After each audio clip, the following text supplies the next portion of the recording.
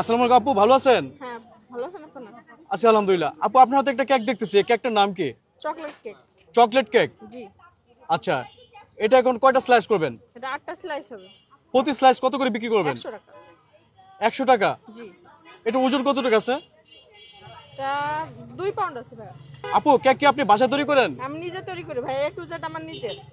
প্রতিদিন কয়টা করে কেক তৈরি করেন? আমি 7টা 8টা বা 6টা এরকম করে আনি। শুক্রবার আর শনিবারটা একটু বেশি আনা হয়। আচ্ছা, আজকে কয়টা কেক আনছেন? আজকে 8টা নিয়ে আসছি। কয়টা কম্বিনেশন? 3টা ফ্লেভারের 8টা কেক আনছি। আচ্ছা, এটার নাম কি? এটা butter Scotch. Sorry, butter Scotch. Butter Scotch.